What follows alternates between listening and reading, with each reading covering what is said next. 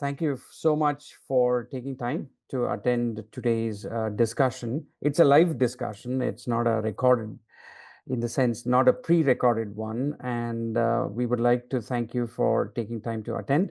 We have a distinguished panel of industry veterans, practitioners, and leaders in the space. And we're going to be touching at a high level on how AI is transforming business resiliency, operational security, how compliance is becoming very important in these sort of things. So, what you will learn today is just different viewpoints on what they see as trends and what all the esteemed panelists see is the future that is going to shape up, and what they see in some of the enterprise space. So I'm Sanjay. I'm the host. I'm going to be the host. So the format for today's discussion is that I'll do a quick intro of all the panelists and give a quick background, and then start asking them a bunch of questions around certain areas that we had shared in the invite. And it's going to be, I'm sure it's going to be a lively discussion. And then, as you, if anything resonates with you guys, feel free to ask questions or send it in the Q&A chat below, and we'll be monitoring it. We will either take the questions at the end, or we will weave it in during the discussions. And this session is also going to be recorded, and we will share it with all the attendees post the recording. So with that, let me do a quick intro. We have Rehan ready. Rehan, if you could just wave. Yes, that is Rehan. Rehan is an industry practitioner on Converge Security. He is an exec at TikTok. Formerly, he was at VMware, Facebook, Yahoo, etc. And his whole focus is on Converge Security, how to secure all the operational environments, how to bring in AI into those operational environments. So he'll be sharing some of it, especially on IT, OT convergence from a security perspective. We have Rohit Sarkar, who's one of the co-founders for Distronics, and he's a veteran in various verticals, and their company does develop a lot of IoT solutions and OEM solutions. He has worked at SAP Labs and so on and so forth. And he'll be sharing perspectives on industrial IoT, digital twin, and so on. We have Somnath, who's SVP at CalSoft, and he leads services and enterprise solutions for large companies, especially around digital transformation from an IoT perspective.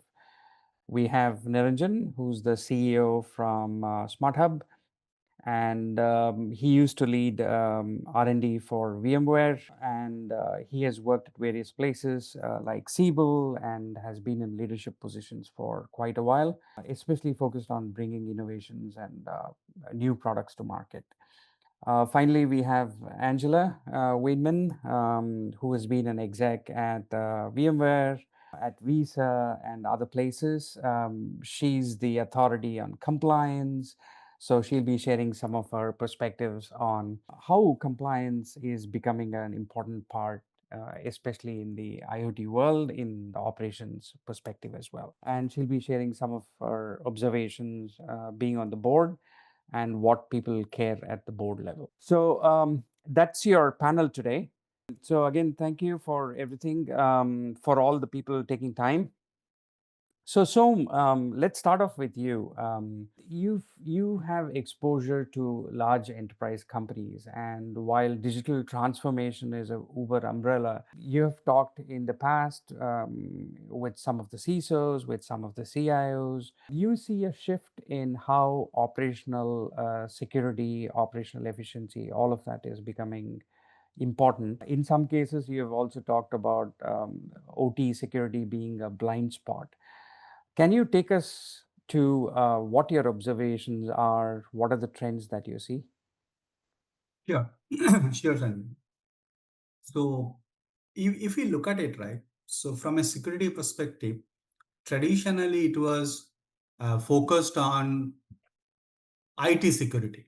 So people were actually focusing on IT security, and today it's sort of like, no security system can be 100% foolproof, but we are trying to get it there, and it is always a catching up game, but it's much better. But on the other side, the OT part was sort of neglected, and it continues to be neglected. And now why it is neglected, it is not always an intentional, but there are some reasons why it is like that. So one of the things are that there is a lot of legacy systems, and if you think of a manufacturing or a healthcare, right, nobody wants to touch those systems because what would happen if something goes wrong? So that's the first question that comes, right? And many of these legacy systems, if you have to really make them part of the whole ecosystem and secure them, which means you need to monitor them closely, you need to track them, and which means you have to make them some cases enabled and moving to the IT network. The second part is over the period of time with industrial 4.0 and other things, right? uh, the overall area of, or you can say surface of OT is increasing. More and more devices are coming, more automation means more devices, typical in an enterprise perspective, right? So the more things you have is more challenging to manage. And then when you already start with a lagging thing and then do it, so that becomes a challenge. And the third part is this industrial IoT with IPv6 coming in everywhere, every device you can give an IP, right? So there is a temptation to add more smart devices to the ecosystem. So that creates another challenge. Now, what is happening even today, most of the companies are sort of segregating the IT and OT infrastructure, and they are saying these are two different networks. So there is an air gap, and we sort of thinks is that we are good with it, so nobody attacks. But interestingly, if you just look at some of the reports that has come up, the 60% attacks in the enterprises nowadays are coming to the OT. And why it is that? Because the risk exposure is very high. So once you hit an OT and somehow bypass your security and getting into the OT, it can be huge downtown. Your whole plant can get shut down. There's a huge disruption can happen. Your supply chain can go haywire. You never know what all can happen. So that's the reason, it's a, but another thing, the problem is that most of the cases people are feeling that, if I can't touch that, nobody can touch it, right? So it is not exposed, so it is fine. But I'm just giving you a kind of an use cases where happen. So a lot of enterprises, which is typically a very large plant, let's say steel plant or a mining plant, they use LoRaWAN now for this connectivity. Now, so which means if a person has a device, it may be as simple as a mobile device, they can hack into these devices. And once they can get an entry into one, they can get an entry to the whole part. So that's the risk. And that's why it's a sort of a last blind spot. We need to work on, enterprises need to be cognizant of the risk that they are carrying and see that how it can be solved. Got it. So that's, I think, Thanks. a very important thing, that is a trend that we could see at the challenges perspective. Got it. Got it. You are on the other side, Rehan. If I can ask a question, you've been a very important advocate in the industry on IT, OT conversions. Do you see, does this resonate with you? What are your observations on it? Why do you see a convergence between IT and OT? Is it Well, purely from a security perspective or something else as well? it is from a security perspective. It is because we are on the network. We're a threat vector at the end of the day. So assuring our IoT and basically our IP devices that reside on the network is a critical component for us, right? And in the industry. And that's the main thing, right? Because a lot of the major hacks that have happened have come through IoT, devices at the end of the day, right? Unsecure, unassured IoT devices, right? Whether it's, bad firmware or just not managing what's on your network once you deploy it. That's kind of, it's an ongoing relationship where you have to manage what's on your network at the end of the day, right? So that's a constant challenge, right? But with tools out there, we're able to do this more seamlessly now, and to the point we're also getting proactive because instead of being reactive, because when it comes to password rotation, 802.1x certificate management, we're talking, firmware upgrades. And now with the introduction of agents and some other things that we're doing in the AI space, it's all kind of flipped down to a proactive perspective in a mature organization, right? So it's not only deploying them on your network, but how you manage them and what hygiene you practice on the network is pretty key for us. That's Because, important to at the know. end of the day, once if and when you do get penetrated, that's bottom line. It's going to impact your stock value at the end of the day when it gets public. So it's a priority for a CISO at the end of the day. That's an important point, because one of the key objections that I've heard from enterprises is, hey, I have fragmented networks, segmented networks, not fragmented, segmented networks, and I'm okay. No one's going to jump from this network to the other, but the reality is so very different. So good points that and also just natively, right? The products that you're putting on the network, right? You have to vet them out at the end of the day, right?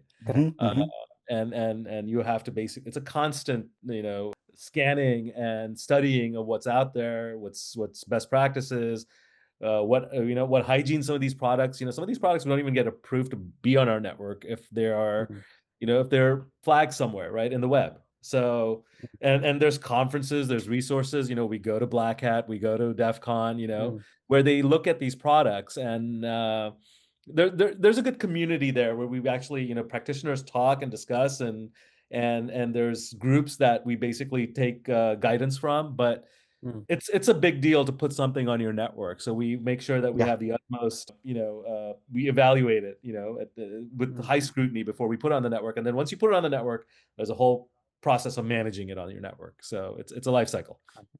Gotcha. Cool. Thanks.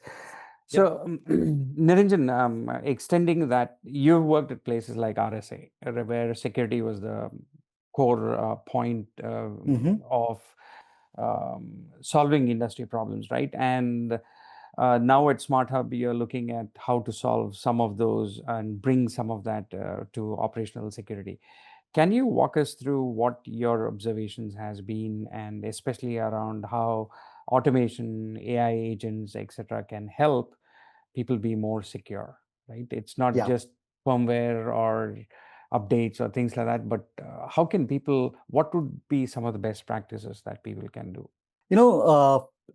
AI is a fashion of the day, agentic more so. It looks like it's coming into all parts of life. Before I jump into the agentic part, I just want to lay out the edge landscape. The edge has 100 times more devices that could be delivering security, like what Rehan's converged security talks about, the surveillance, access, everything that keeps us secure. Or it could be the experience delivery ones, like those in our conference rooms, or maybe it could be on the manufacturing or retail floors. So our edge world is so much more complex. So at any given time, I'm sure they'll catch a cold, cough, splutter, and if something goes wrong, Rehan will be like screaming, saying like, hey, my security device is down. Close behind will be Angela saying like, you are not compliant, guys, like do something about it. That's what she would be saying, right? So that's why the edge is so complex, okay?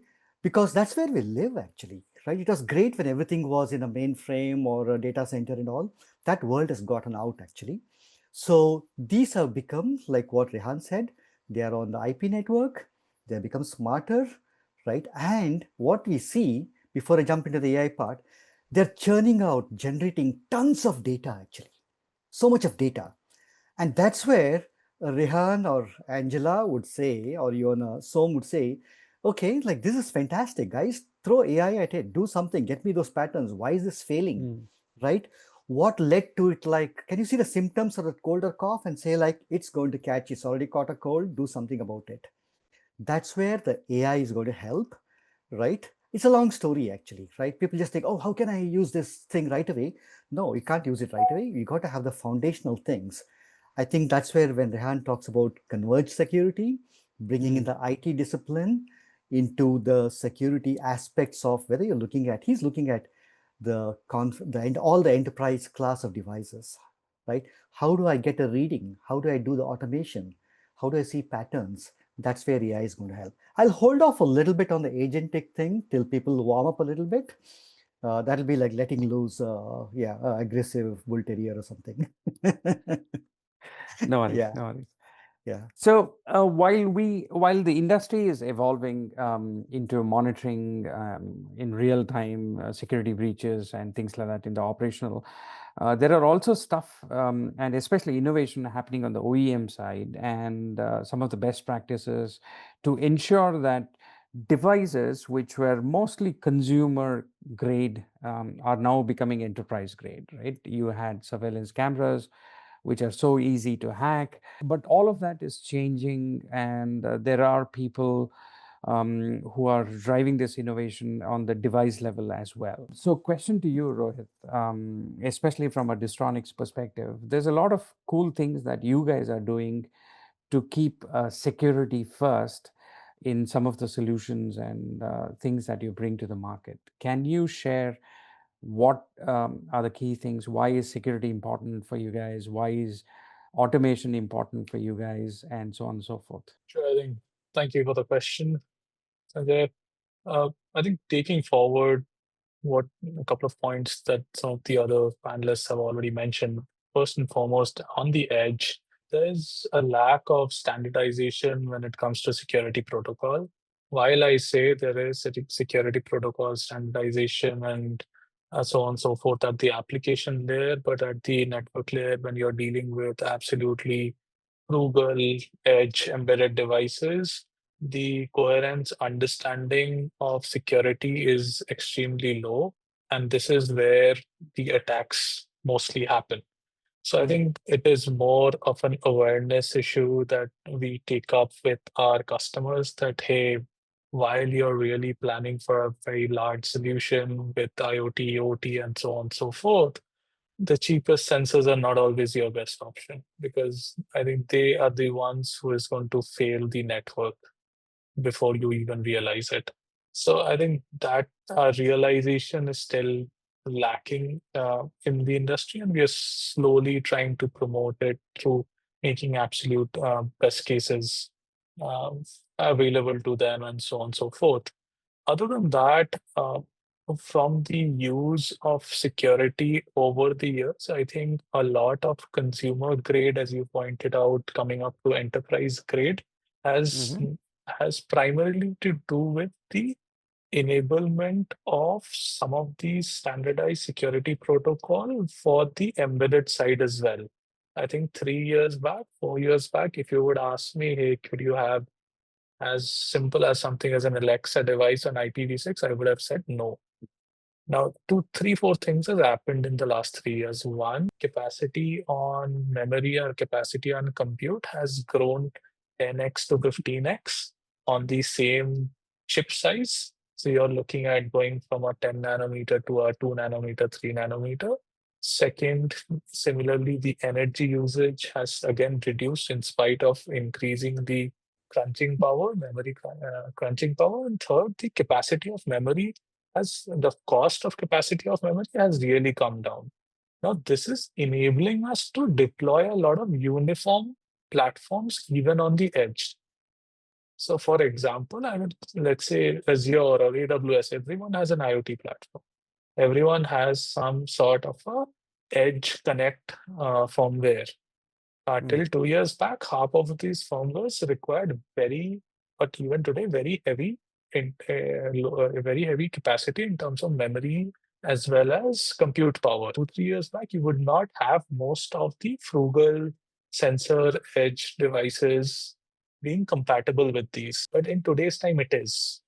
One, while these platforms have also started to figure out how to write more lightweight pieces of code while being secure over the years, which is more memory optimized, and the memory capacity and the compute capacity has increased. So I feel going forward, you will feel, I see that a lot of standardization, may that be an IEEE or so on and so forth, who has already been doing it at the application layer as well as the network layer, will slowly become a mandate or or trickle down as a standardization at the edge layer as well, only because our capacity of computing and memory is increasing heavily without costing us both in terms of dollar per gigahertz as well as dollar per energy use.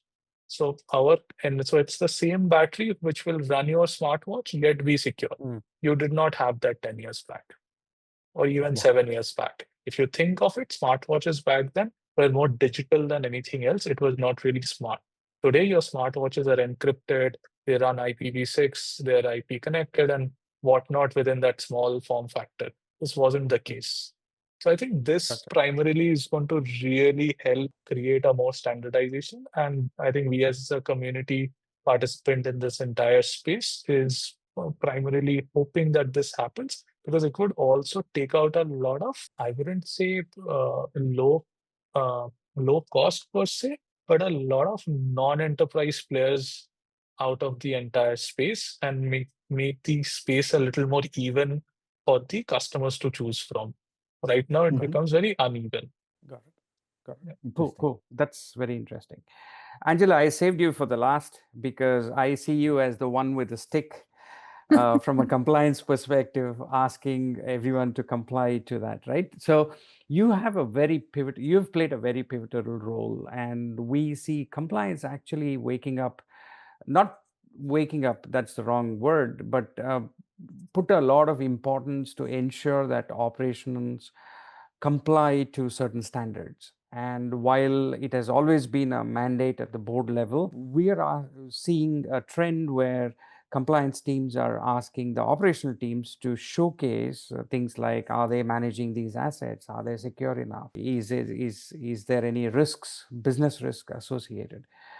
So can you share with us where is this coming from? Why is there importance that we notice? Is it purely because of the hacks and the risks, or is there something fundamental shift happening at the compliance level and board level as well? Well, first of all, I hope I'm not just seen as coming with a stick, more of a hand of partnership with the business and the operational teams. But yes, I think there has been a really big shift in the past few years. There are many more types of compliance and many more regulations that are springing up, and those are being driven really by business need. So customers are asking or demanding certain types of compliance be in place, and often requesting evidence that the company is complying, and that's all because of the whole supply chain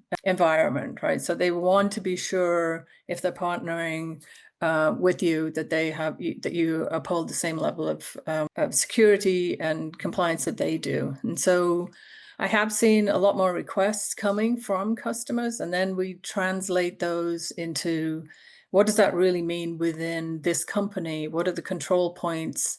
Very often, right, it starts with the asset management, as you mentioned.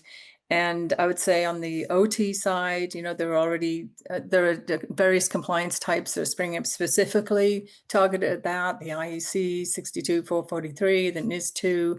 There are many. So it's almost a weekly event to start to keep tracking what new types of compliance have come up. And so I think what's happened, which we've talked about earlier, is what was originally or many years ago might have just been cameras hanging off the edge of the operational environment are now intelligent devices with data, with passwords, maybe still the factory setting passwords, unfortunately.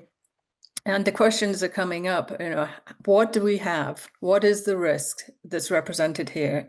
Sometimes these were experimental implementations as we try out new devices in the enterprise. They might have been forgotten, or they've gone into operation without, as Rehan said, going through the rigor of really being formally onboarded. And so there's lack of ownership, there's a lack of understanding and processes to manage them.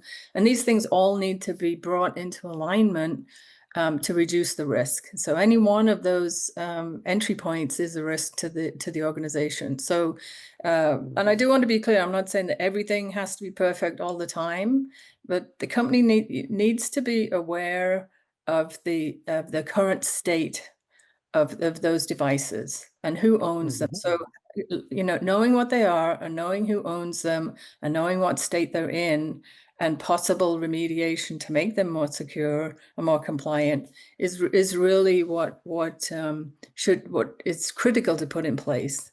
And boards of directors are asking those kind of questions on a regular basis and often driving down to an incredible level of detail in the discussions that they have with their audit committee meetings and so on. What are these assets? What are we doing here? Show me the percentage of coverage. Show me the percentage of coverage of active ownership and the exact patching status and what the risks are. So these questions are coming from, well, they should be asking them anyway, but also increasing pressure on boards of directors to be more involved, and that duty of care bar is pretty high. And so we're really helping. The compliance folks are often the bridge between those discussions and the operational teams. And we know there are many things going on. People feel they really don't have time to deal with some of these block and tackling type remediation efforts. But it is about reducing risk when it comes right down to it, and increasing trust with customers. Gotcha. No, very, very interesting perspective. Thank you. Slightly switching gears, Rehan, you have gone through this in many companies again and again. So question to you is ROI. How do you guys even justify or present your case that, hey, operations we need to be on top of the operational infrastructure, operational security? That's a hard conversation, right? It's not something like a new service being launched and people are like, can we manage with what we have? What has your experience been, and what would your recommendation be for some of the it's attendees? tied into, business impact if there is a breach at the end of the day, right? And that itself justifies the expenditure on tools and automation and AI and things like that to protect our IoT and OT infrastructure at the end of the day. We measure things like total cost of ownership, but it's also a lot more, it's not cost effective to do it manually with people, right? It's more cost effective to automate and to have engines to drive this type of work, because that's where the whole world is going forward. So there's business value assessments that can be made against automating all day, every day, right? Versus manual. And especially when you see IoT, OT devices on the network, they're in the thousands for any enterprise size, large enterprise company, right? So it's not feasible to do that with manpower at the end of the day. So you can kind of put together business value, assessment, go all the way to the C-suite. I mean, all the way to the CFO, obviously through your CISO. And that use case is usually pretty easy to make. The math doesn't math when you have to support all of this on your network with manpower and people and manual, processes and tools. So that's the way we look at it. And we've been successful in many companies in rolling it out and getting funding for it at the end of the day, right? And then we look at the business impact, and we look at total cost of ownership. We look at what makes more sense. Is it better to automate and have tools in place versus, an army of people to do it? And again, there's human error. That's another thing too, right? So we're moving to the automation model everywhere and anywhere possible in this world. So it's a pretty solid sell. Gotcha. So Niranjan, Som, did you want to add anything to that? What you guys see in terms of business justification, ROI, etc.? How do your customers look at it? So I think I'll let Som ROI perspective, ROI perspective, Rehan has already captured. I think that's the most, apt thing that when you calculate the ROI. But when you look at the other aspects which are driving enterprises to adapt this, one of the things, obviously, in the top of the thing is that, so another couple of things which are driving that why people need to adapt this, or they are adapting, is one is the compliance. So just simply think that ESG, which is becoming so prevalent, may not be so much US, but other places, right? When it comes to Europe and others. So we are seeing multinational companies, large enterprises, they have to actively manage their power consumption, water usage, quality of the water that they discharge, right?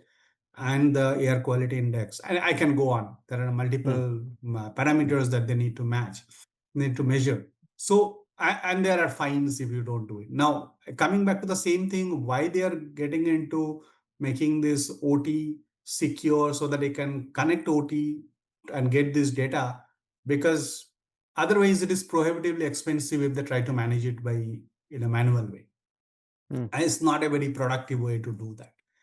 I think the second thing which Rehan touched briefly, see the cost of cybersecurity insurance are going through the roof compared to the premium that you pay when you have a managed devices where you can exactly monitor, track, predict, and safeguard those from the external attack, right?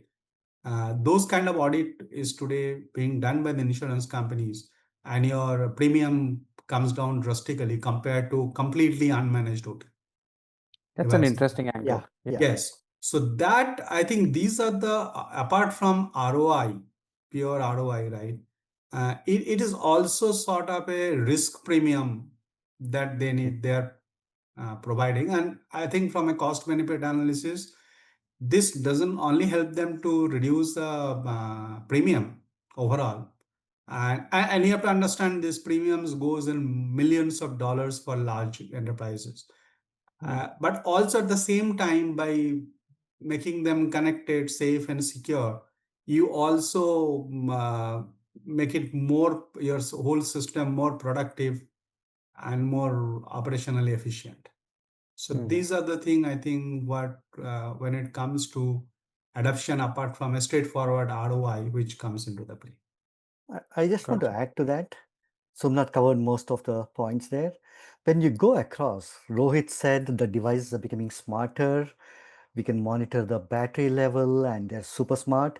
Rehan would like to use them all to make sure there is good converged security delivered. And his focus is the business impact, right? I have to do whatever it takes to deliver some very good edge experience and security for employees and everybody else, customers and business operations. And then close on heels is where Angela would say, hey, I want to, the more complex our world becomes, right? I have to watch this carefully to see, right? Are you guys doing what has to be done? There's no data leakage, right? There's no compromise. So she's speaking the risk language. When you put all these things together, when you connect all the dots, there are so many dots to connect, right? Luckily for us, with all the smart devices sharing their own health about themselves, we're getting tons of data that can be analyzed in some very good frameworks, right? Quote unquote AI, right? That can be analyzed. That means we can tell Rehan, these are the patterns that we are seeing. Rehan, we can help you, right? And we'll come to Rehan's next part two questions now, how. And then we can also meet a compliance requirements like filing those reports. It's not like an audit, a compliance report when audit happens. It could be continuous compliance. All these things are possible because a team like Rohit's team can generate all those smart devices, right? That's the art of the possible we are staring at, which is good actually. Where do you see the automation go? Because Rehan mentioned a good point, right? Automation is much better than manual processes and things like that. Many places. People talk about agentic AI, people talk about RPM, automation, very broad strokes. But especially in terms of the operational resiliency, operational visibility, and things like that, can you share some insights and where you see automation happening, real use cases? Sure. Again, I would love to start with Angela's brief on the compliance part. Enterprises, large enterprises have their InfoSec policies, and those policies have to be translated, right, for Rehan's benefit. In the sense, hey, these are the things, usually these things are like 100-page documents.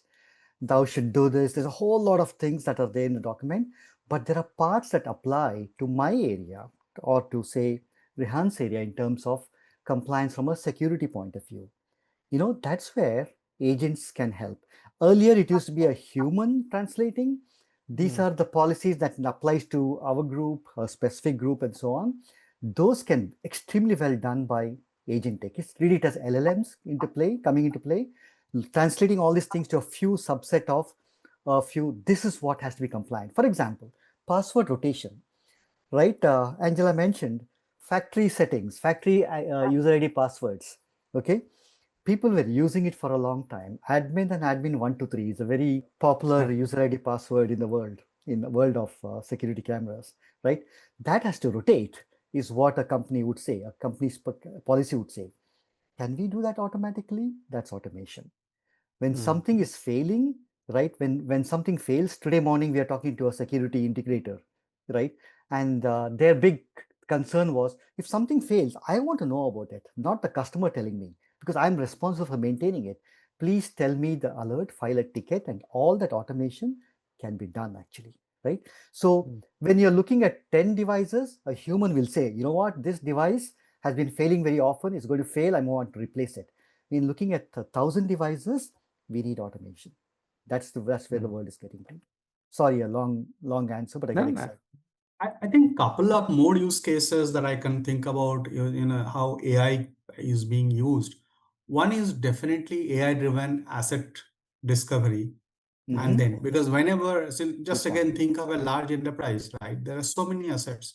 So you remember, Niranjan, we were actually trying to propose to we have a solution, a problem to solve for a large steel plant where they talk about 60,000 assets are not being used and they even don't know what is happening, right? So they wanted to know that every time that any of those assets come back to the network, they wanted to understand what is doing and who is doing this. So asset discovery. And then second thing is that, which is again coming back to what you were talking about, is asset monitoring, continuous monitoring of the assets and predictive maintenance and predictive alarming. So now another part comes from a security perspective is that you can actually, AI can analyze as if there is any anomaly or any abnormal behavior happening in any one of the devices, can take an action or can flag it off to the people to actually take an option. So that also helps us to sort of, it's the same thing, right? In an IT network, you actually you look at the traffic, the IT tools, the security agents and other things look for the abnormal behavior or abnormal packet, and then they take a step actions. Similar can be done for IT network. Sure.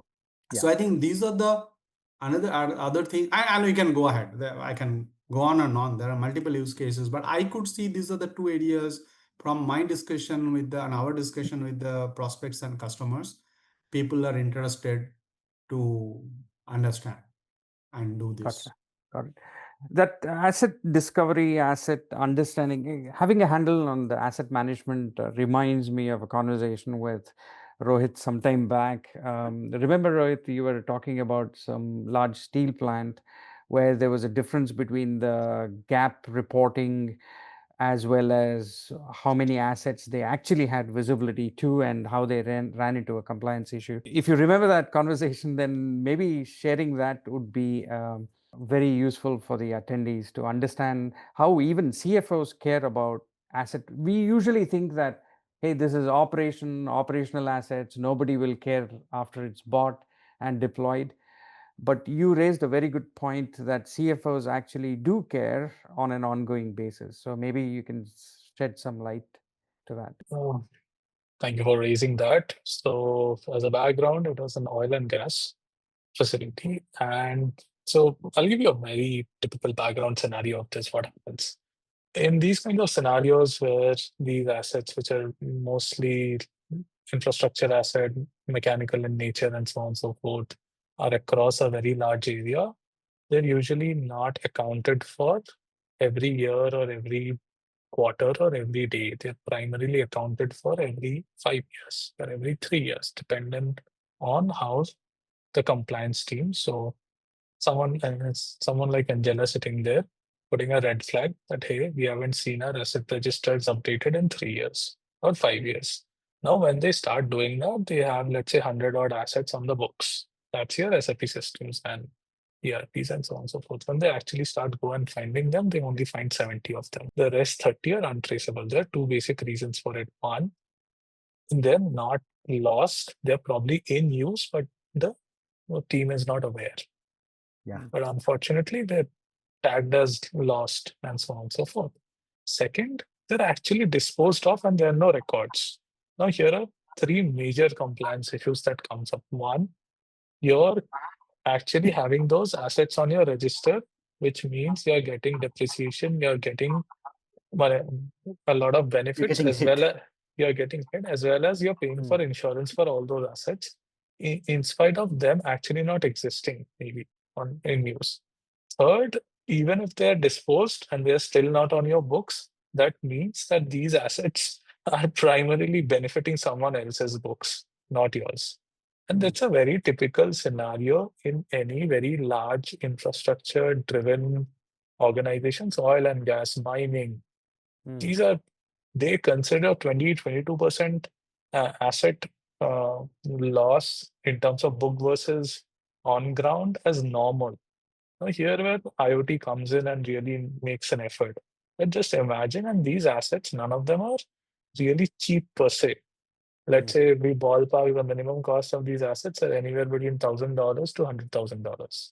So now, again, 10, 15 years back, IoT was not cheap enough and accessible enough that you could really spend to IoTize $1,000 asset. But today, it's not the case.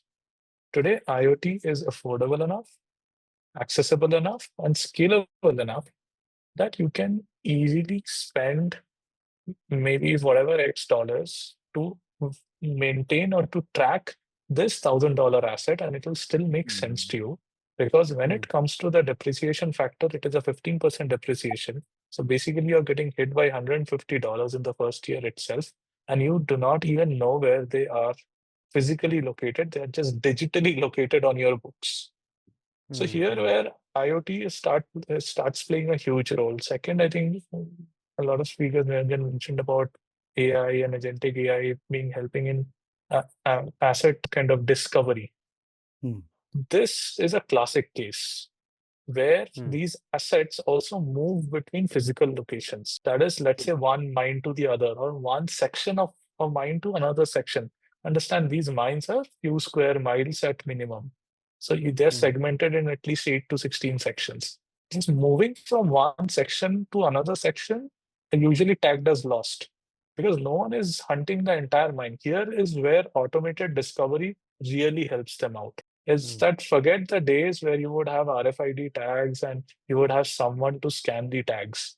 Here comes the days where the assets once IoTized with the help of tech and AI at the back, we can discover n number of assets which are physically within that area or demarcated area without actually having someone running around with an RFID gun or a router and so on and so forth to actually tag those assets. Gotcha. Now that is a huge change that is coming in. So not only discovery, but primarily segregation, categorization, cataloging, and so on and so forth is becoming way easier and way less time consuming as compared to doing it manually.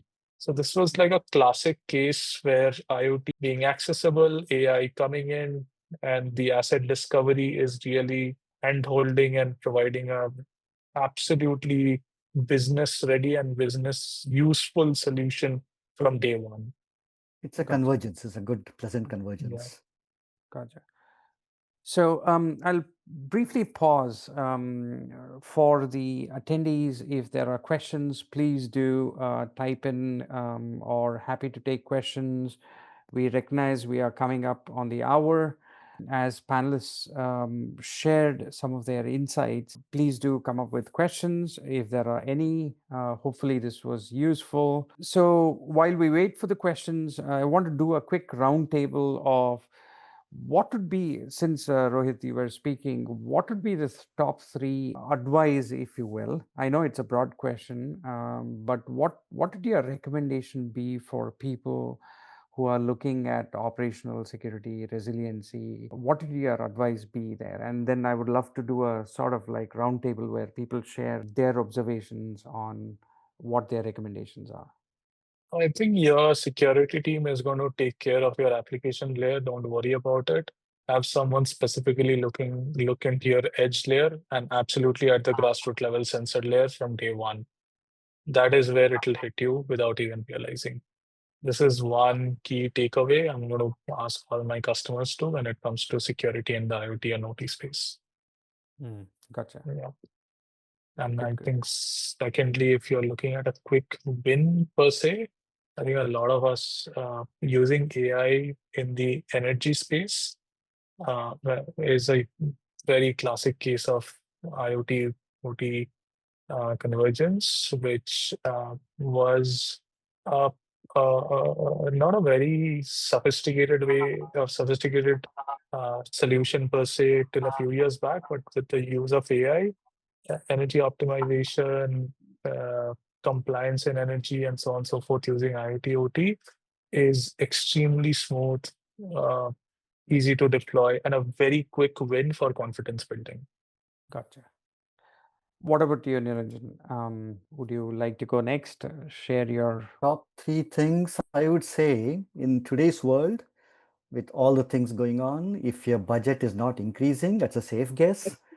Think automation and exploring more of the newer tools like AI, for example, agentic to be specific there. Things are evolving, but you should think agentic can deliver quite a bit of automation. Well, there are other concerns about AI, but that's not a topic for this debate. And if you need help, second one is if you need help staying on top of your operations, like Rehan's concerns or compliance, you definitely need automation. And but before you get there, right, you have to do your homework. What's the foundational things you need to be able to talk to your edge experience delivery vehicles, right? The foundational tool is important. On top of it is where your data patterns and all those things come in. Finally, the third one is really, right, if you had enough people, enough of a team, right, humans are fantastic.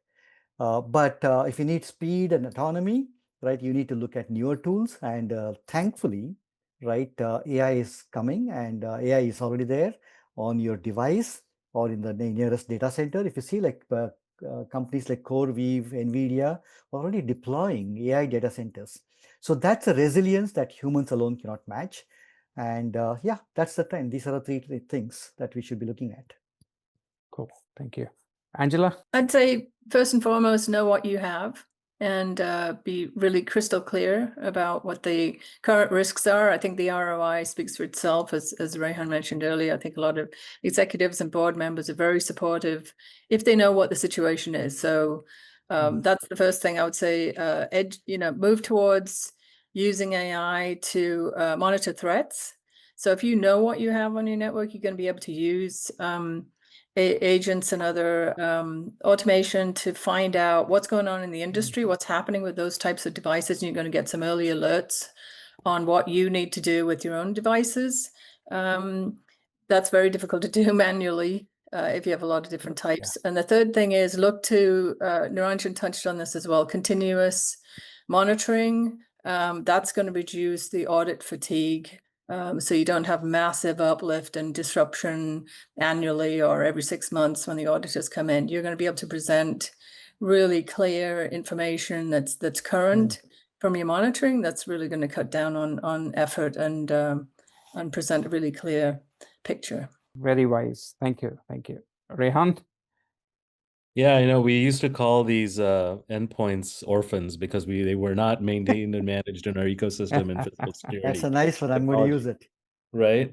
So first get these endpoints managed, right? And then use ways to automate the management of them at the end of the day, right? Because at the end of the day, they are a risk to your network and your company and your ecosystem, and you don't want that on your watch, So at the end of the day, document what's out there, manage what's out there, secure what's out there, and hopefully have, an AI agent or a tool to basically do that for you, right? Because it's a workforce multiplier at the end of the day.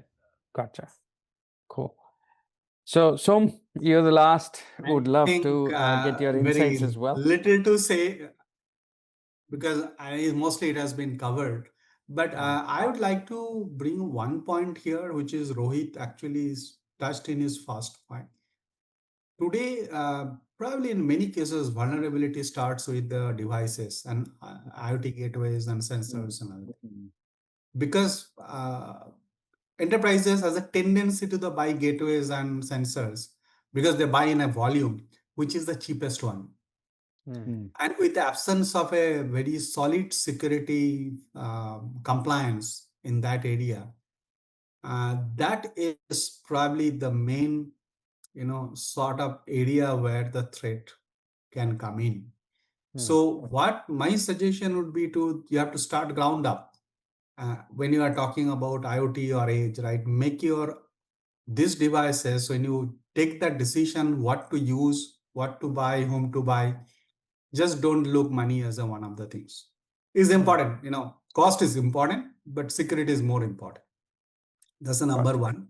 Number two, I think, though a lot of enterprises are happy about, we talked about having these air gap things, keeping them separate, this cannot happen. So at the end of the day, if they need to get the best out of the things, or the way Rehan was telling, right, not to have those orphan devices and other things, so they need to at some point of time converge. The IT and OT has to converge to get a best out of both the world.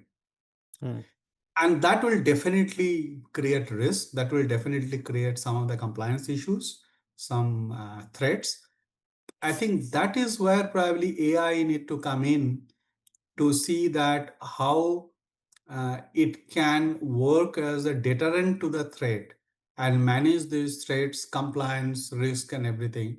Not everything that AI can manage, but as much as possible, because from a human perspective, it is, I think that's what people try to do it till date. And that's why this has been looked like it's so complex and so challenging. So these are the, I think, three things that an organization need to probably look at it. And every decision in this front cannot be measured on an, return on investment. Some cases, this is your insurance premium. What you are doing, you are insuring against any threat, which can one attack on your OT your plant can go. Just think of a steel. If it shuts down, what is the cost that you bear? No, very, very good advice. I really thank all of you guys to sharing your wisdom and sharing some of the best practices. Really appreciate the time. Nikita, how do we want to open it up? Are there questions? If not, we can start wrapping it up. And then I assume this is going to be sent to all the invites, the recording, and people can always come back with more questions if they have. Is there anything that people wanted to add? No, on behalf of CalSoft, I would like to thank you, all the panelists and, our host, Sanjay. So I think Sanjay introduced us. So Niranjan, I would like you to introduce Sanjay to everybody because that is still pending. Okay, missed that. Good catch. Sanjay is based out of Seattle, and he has a lot of rich experience working in Microsoft, in startups. He had his own startup, and he was heading as president a data analytics company, right? So all that background, and he's a co-founder in SmartHub. And he is an ardent biker. He's a biker. Yeah, he just got off a bike and came to this panel.